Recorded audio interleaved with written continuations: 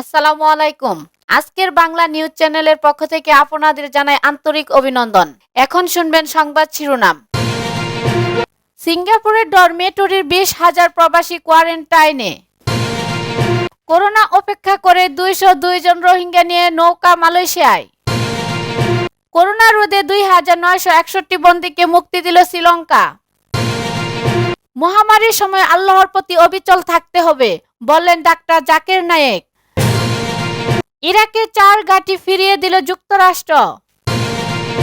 জাপানে জরুরি অবস্থা ঘোষণা। করোনা মোকাবেলায় ইরানকে বাধা দিচ্ছে যুক্তরাষ্ট্র। করোনায় নারীর প্রতি সহিংসতা হু হু করে বাড়ছে, বললেন আন্তোনিও গুতেরেস। ইতালিতে করোনায় মৃত্যুর সংখ্যা কমেছে। আমিরাতে ভিসার মেয়াদ শেষ হলে জরিমানা হবে না, বললেন প্রধানমন্ত্রী।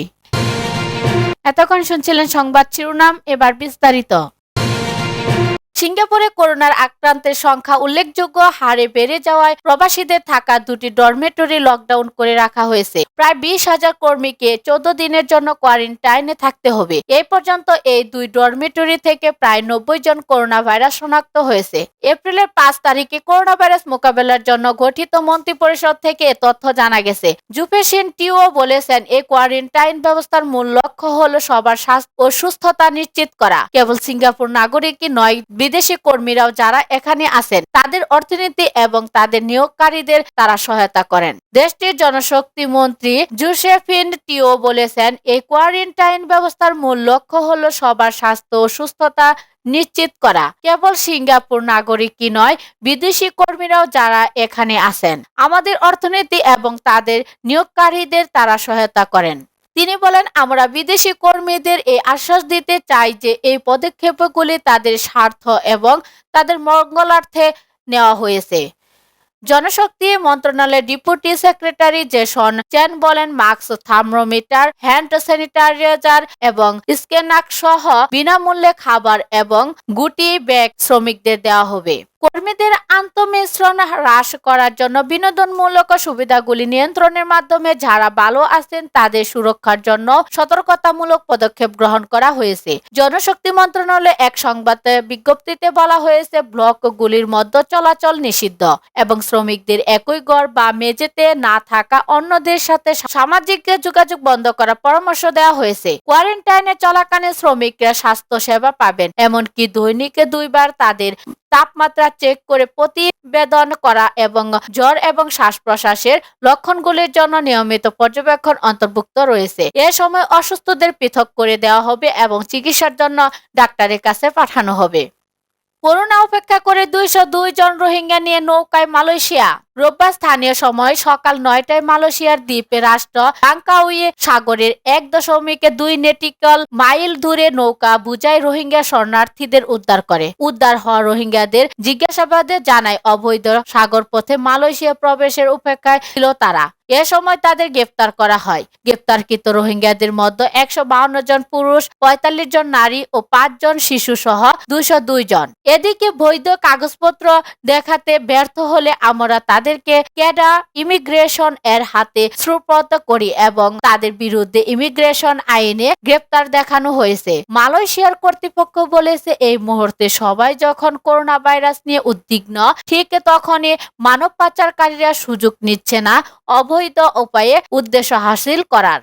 মালয়েশিয়ার অভিজাত পর্যটন এলাকা লকডাউনের কাছে একটি রিসোর্টে 1 নটিক্যাল মাইলের মধ্যে পাওয়া গেছে এই নৌকাটি। মালয়েশিয়ার একটি উপদ্বীপের পশ্চিম তীর এটি। এই তথ্য নিশ্চিত করেছে মালয়েশিয়ার নৌবাহিনী। স্থানীয় গণমাধ্যমে দেখা গেছে, এলাকাবাসী বলেছে সেখানে ভোর 5টার দিকে কাঠের একটি নৌকা দেখা যায়। তখন একজন গ্রামবাসী পুলিশকে ঘটনাটি জানায় ও পুলিশ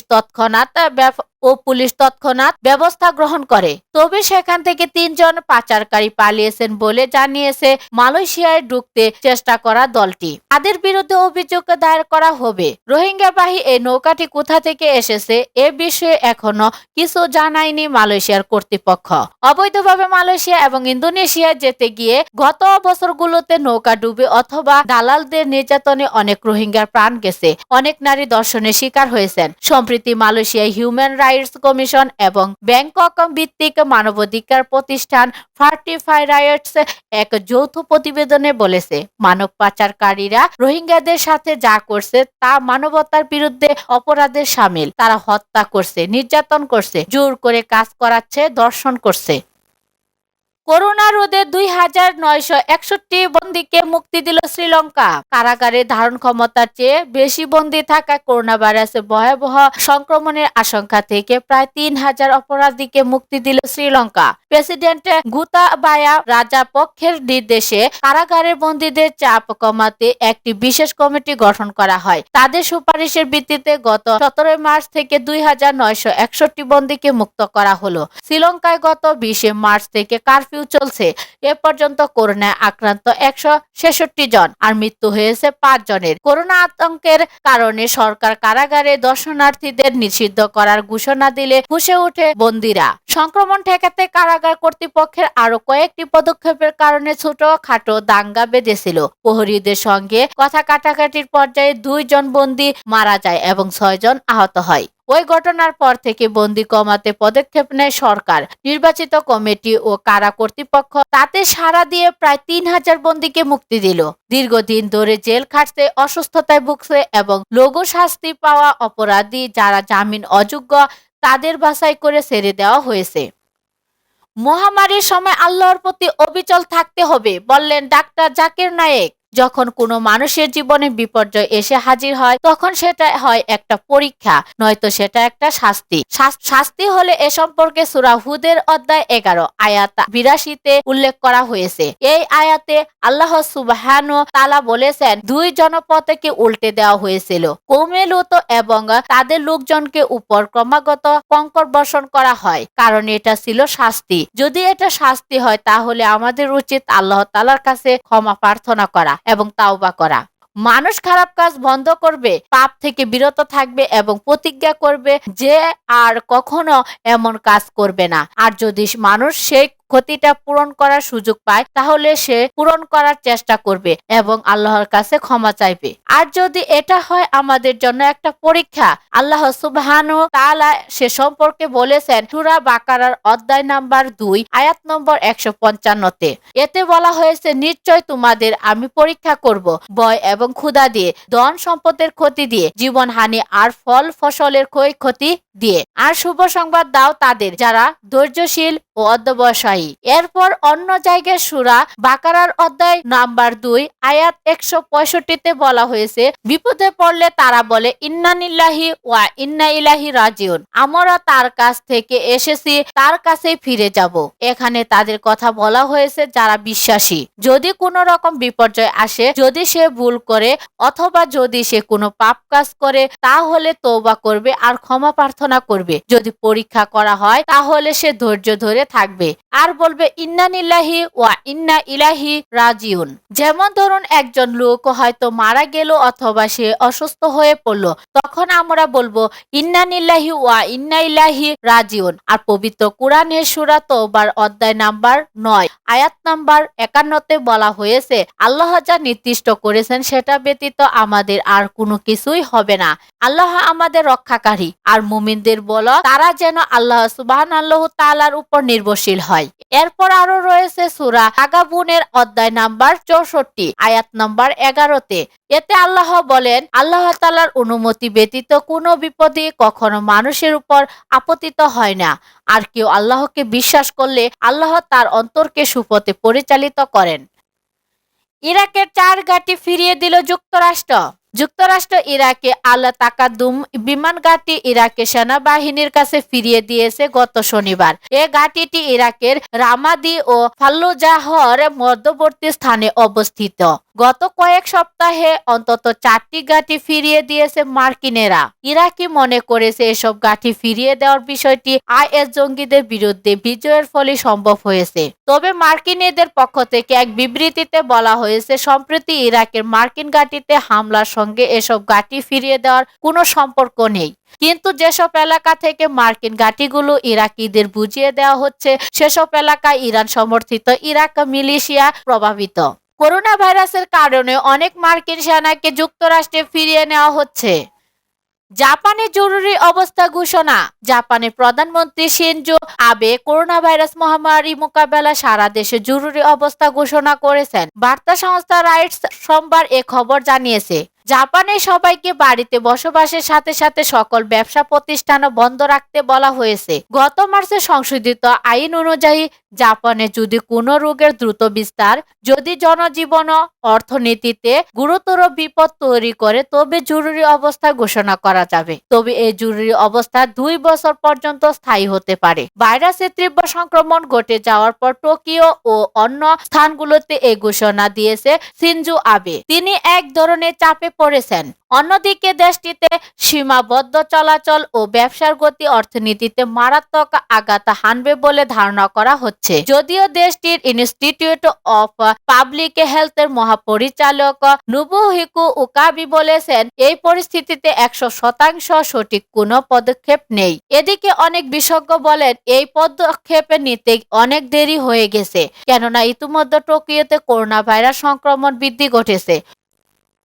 করোনা মোকাবেলায় ইরানকে বাধা দিচ্ছে যুক্তরাষ্ট্র। করোনা ভাইরাসের প্রাদুর্ভাব বিপর্যস্ত ইরান। এদিকে করোনা ভাইরাসের মহামারী মোকাবেলায় বিদেশ থেকে নিজের পাওনা অর্থ ও চিকিৎসা সামগ্রী আমদানির কাজে ইরানকে যুক্তরাষ্ট্র বাধা দিচ্ছে বলে অভিযোগ উঠেছে। ইরানের সর্বোচ্চ নিরাপত্তা পরিষদের সচিব আলী শামখানি এ দাবি তুলেছেন। তিনি নিজের অফিসিয়াল টুইটার পেজে দেওয়া এক পোস্টে একথা বলেন। আলী শামখানি বলেন, করোনা মোকাবেলায় ইরানকে বাধা দিচ্ছে যুক্তরাষ্ট্র। এর মধ্য দিয়ে মার্কিন প্রেসিডেন্ট ডোনাল্ড ট্রাম্পের প্রশাসন মানবতা বিরোধী অপরাধ করছে। তিনি বলেন, চিকিৎসার কাজে ব্যবহৃত পণ্যের উপর নিষেধাজ্ঞা আরোপ মানবাধিকার সুস্পষ্ট লঙ্ঘন। এ কাজ করে যুক্তরাষ্ট্র চোখে আঙ্গুল দিয়ে দেখিয়ে দিয়েছে ইরান জনগণের প্রতি তার শত্রুতার সীমা নেই। শামখানি আরো বলেন, ইরান যাতে করোনা মহামারী মোকাবেলায় প্রয়োজনীয় চিকিৎসা সামগ্রী আমদানি করতে না পারে সেজন্য যুক্তরাষ্ট্র বিদেশে আটকে পড়া ইরানের পাওনা অর্থ দেশে আনতে দিচ্ছে না। সেই সঙ্গে ট্রাম্প প্রশাসন আন্তর্জাতিক মুদ্রা তহবিলকে ইরানের জন্য ঋণ বরাদ্দ দিতে বাধা দিচ্ছে। এটি মানবতা বিরোধী অপরাধের প্রকৃত দৃষ্টান্ত। করোনায় নারীর প্রতি সহিংসতা হু হু করে বাড়ছে, বললেন আন্তোনি গুতেরেস। বিশ্ব যখন করোনা ভাইরাসের প্রতিষেধক আবিষ্কারের চেষ্টা সহ নানাভাবে এটি মোকাবেলা করছে, তখন ভিন্ন একটি বিষয়ের প্রতি সবার দৃষ্টি আকর্ষণ করছেন জাতিসংঘের মহাসচিব। সেটি হলো এই দুর্যোগের সময় নারীর প্রতি পারিবারিক সহিংসতার ঘটনা হু হু করে বাড়ছে। যেখানে তাদের সবচেয়ে নিরাপদে থাকার কথা, এই সময়ে এটি নারীদের জন্য বিভীষিকাময় হয়ে উঠেছে। করোনা ভাইরাস মোকাবেলার কৌশলে এই বিষয়টি যুক্তি করতে রাষ্ট্রগুলোর প্রতি আহ্বান জানান জাতিসংঘের মহাসচিব আন্তোনিও গুতেরেস। এক বিবৃতিতে আন্তোনিও গুতেরেস এই আহ্বান জানিয়ে বলে আজ সোমবার খবর প্রকাশ করেছে বার্তা সংস্থার এএফপি। একাধিক ভাষায় সেই ভিডিওগুলো প্রকাশ করা হয়েছে। জাতিসংঘের মহাসচিব এ দুর্যোগকালে যুদ্ধবিরতির ঘোষণা দিতে বিদ্যমান পক্ষগুলোর প্রতি আবারও আহ্বান জানিয়েছেন। আন্তোনিও গুতেরেস বলেন, কয়েক সপ্তাহে অর্থনৈতিক ও সামাজিক চাপ বেড়েছে, মানুষের মধ্যে আতঙ্ক বেড়েছে, সেই সঙ্গে পাল্লা দিয়ে বেড়েছে পারিবারিক সহিংসতার ঘটনা। সরকারগুলো করোনা ভাইরাস মোকাবেলায় জাতীয় যে পরিকল্পনা নিচ্ছে তাতে নারীর প্রতি পারিবারিক সহিংসতা রোধের বিষয়টিও যেন থাকে। ইতালিতে করোনায় মৃত্যুর সংখ্যা কমেছে। গত 24 ঘন্টায় ইতালিতে করোনা ভাইরাসে আক্রান্ত হয়ে মারা গেছেন 525 জন, যা গত 2 সপ্তাহের মধ্যে সবচেয়ে কম বলে জানিয়েছেন ব্রিটিশ সংবাদ মাধ্যম বিবিসি। খবরে বলা হয়, ইতালির জন্য খুবই ইতিবাচক খবর যে অন্যান্য দেশের তুলনায় করোনা ভাইরাসের মৃত্যুর সংখ্যা কমেছে। দেশটির সিভিল প্রোটেকশনের প্রধান কর্মকর্তার পক্ষ থেকে বলা হয়, গত 24 ঘন্টা করোনা ভাইরাসে ইতালিতে 525 জনের মৃত্যু হয়েছে। 19 মার্চ থেকে এ পর্যন্ত সর্বনিম্ন মৃত্যুর হার আজ। এছাড়া হাসপাতালে নিবিড় পরিচর্যা কেন্দ্রে রোগীর সংখ্যাও কমেছে। দেশটিতে করোনা ভাইরাসে এ পর্যন্ত 1,29,000 জন আক্রান্ত হয়েছে। এতে 15,887 জনের মৃত্যু হয়েছে। আমিরাতে ভিসার মেয়াদ শেষ হলে জরিমানা হবে না, বললেন প্রধানমন্ত্রী। করোনা ভাইরাসের কারণে সারা বিশ্বে চলছে নানা সংকট। আমিরাতে এ ভাইরাস হানা দিয়েছে। এতে দেশটির কোথাও কোথাও কড়াকড়ি জারি করা হয়েছে। বন্ধ রয়েছে দোকানপাট, ঘরবন্দি রয়েছে প্রবাসীরা। এমন তো অবস্থায় দেশটির ভিসাধারীদের চলতি বছরের মধ্যে মেয়াদটা শেষ হয়ে গেলেও কোনো জরিমানা না করার ঘোষণা দেওয়া হয়েছে। দেশটির উপরাষ্ট্রমন্ত্রী ও প্রধানমন্ত্রী এবং দুবাইয়ের শাসক শেখ মোহাম্মদ বিন রশিদ মন্ত্রী পরিষদ বৈঠকে এমন ঘোষণা দেন। এতে চলতি বছরের মধ্যে রেসিডেন্সি ভিসার মেয়াদ শেষ হলেও জরিমানা হবে না। এ সময় অনলাইন বৈঠকে দেশটির গুরুত্বপূর্ণ সব মন্ত্রীরা অংশ নেন। বৈঠকে করোনা ভাইরাসের সংক্রমণ প্রতিরোধে সরকারের সব সিদ্ধান্তকে বাস্তবায়ন করার ক্ষেত্রে জনগণের সহযোগিতার জন্য ধন্যবাদ জানানো হয়। এর আগে মহামারী করোনা ভাইরাসের কারণে বিশ্বের নানা প্রান্তে আটকে যাওয়া আরব আমিরাতের নাগরিকদের ফিরিয়ে আনতে বিনামূল্যে ফ্লাইট ঘোষণা করে দেশটির সরকার। সংযুক্ত আরব আমিরাত এয়ারলাইন্স গ্রুপের সভাপতি ও প্রধান নির্বাহী শেখ আহমেদ বিনামূল্যে ফ্লাইট সম্পর্কে টুইটারে লিখেছেন, কোভিড-19 ছড়িয়ে পড়া রোধে ফ্লাইট স্থগিত করা হয়েছিল, ফলে বিভিন্ন দেশে থাকা আমিরাতের নাগরিকরা দেশে ফিরতে পারেনি। তাই আগামী সপ্তাহ থেকে বিনামূল্যে বিশেষ বিমান ফ্লাইট ঘোষণা করা হয়েছে। আমিরাতে 24 ঘন্টায় নতুন করে আরো 241 জন করোনা ভাইরাসে আক্রান্ত হয়েছেন। এ নিয়ে দেশটিতে মোট আক্রান্তের সংখ্যা দাঁড়ালো 1505 জনে, আর মারা গেছেন একজন, সুস্থ হয়ে উঠেছেন 17 জন। আমাদের খবরটি যদি ভালো লাগে অবশ্যই লাইক, কমেন্ট ও শেয়ার করতে ভুলবেন না। ধন্যবাদ সবাইকে।